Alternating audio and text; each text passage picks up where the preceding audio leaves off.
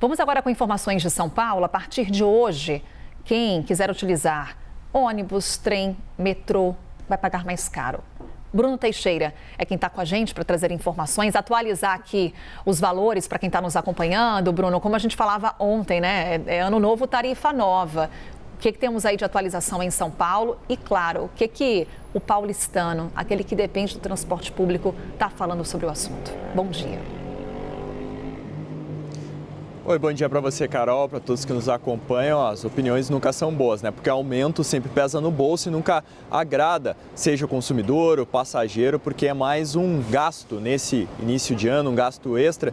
Nessa época que a gente já vem falando, né? Tem as contas que ficaram do fim de ano, as contas de início de ano, como impostos, e também os gastos que começam a surgir, e aí o aumento da tarifa se soma a isso. Ontem nós fizemos o alerta aqui que na capital era o último dia para fazer a recarga do bilhete único, seja para valores que seriam utilizados na tarifa de ônibus ou do metrô, com o valor ainda que vigorou durante o ano passado e que poderia ser gasto por mais 180 dias. A partir da meia-noite de hoje, ou seja, a passagem teve o valor atualizado. No caso dos ônibus, o valor passou de R$ 5,00 para R$ 5,30, 30 centavos de aumento. A Prefeitura de São Paulo afirma que esse aumento de 6% ficou abaixo do índice de transporte coletivo acumulado do ano, que foi de 6,5%. No entanto, esse reajuste está acima do índice da inflação acumulada dos últimos 12 meses pelo Índice Nacional de Preço Consumidor Amplo, o IPCA,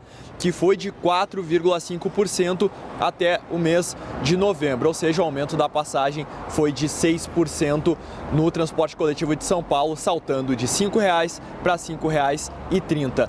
No caso do transporte metropolitano, os metrôs e também os trens interurbanos, CPTM, que fazem as linhas que ligam São Paulo às cidades da região metropolitana, o aumento foi de 20 centavos, saltou então de R$ 5,20 para R$ 5,40, um aumento aí que vai pesar no bolso do consumidor e do passageiro nesse início de ano, previsto, né, anunciado nos últimos dias, mas que é fato, está aí, que acaba desagradando quem utiliza o transporte público para chegar ao trabalho ou para fazer suas atividades do dia, acaba pesando no orçamento no final do mês. Lembrando aqui, no caso do ônibus, como a gente trouxe, acima do valor acumulado da inflação no último ano. Carol, volto com você.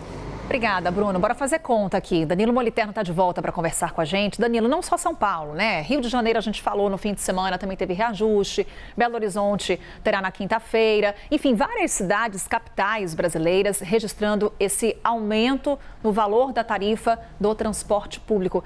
Essa realidade de início de ano que o brasileiro se depara sempre. É a realidade que precisa ser encarada, né? É muito ruim, é claro, para o consumidor, para aquela pessoa que precisa usar esse transporte, mas a gente sabe que esse reajuste ele é necessário para as empresas. Vale a gente relembrar que esses contratos que a gente tem para a prestação desse serviço de transporte público nas capitais e em outras cidades brasileiras são contratos de concessão. Então, basicamente, como funciona? Há uma empresa, ela presta esse serviço, tem esse contrato e presta esse serviço, e, por outro lado, ela pode cobrar essa tarifa da população.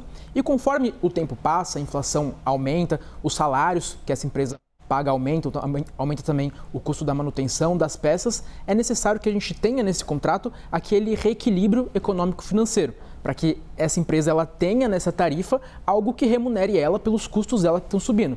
Então a gente precisa que no começo de cada ano ou de tempos em tempos a gente tenha esse reajuste para que faça também sentido para essa empresa prestar esse serviço, para que essa perda que ela tem com o avanço da inflação também se traduza nesse ganho com relação às tarifas. Então é uma decisão que a gente pode dizer que é técnica, de certo ponto, porque a gente precisa que essa empresa seja remunerada para que faça sentido para ela prestar esse serviço, mas vale a gente mencionar que também é uma decisão política. Isso porque a gente tem esse termo que chama tarifa técnica, que é basicamente o valor que a empresa precisa receber para prestar esse serviço. Mas dificilmente a tarifa técnica é a tarifa cobrada de fato da população, porque a gente tem uma composição de remuneração dessa empresa que é basicamente a tarifa técnica, aliás, a tarifa pública, que é a tarifa de fato cobrada da população, mais o subsídio, que é então o que essa empresa de fato recebe. E é aí que a gente tem uma decisão política, porque muitas vezes fica ali a cargo do gestor público decidir. Eu vou fazer o reajuste, e aí eu vou ter, por exemplo,